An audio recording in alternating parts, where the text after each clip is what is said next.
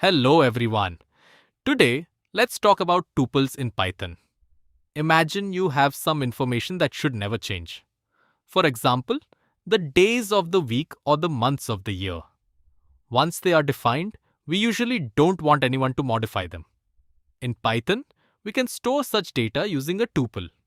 A tuple is a collection of multiple values stored in a single variable.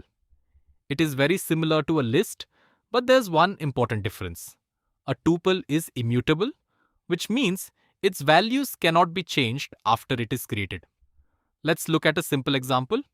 Fruits equals apple, banana, mango, print of fruits, print of len of fruits.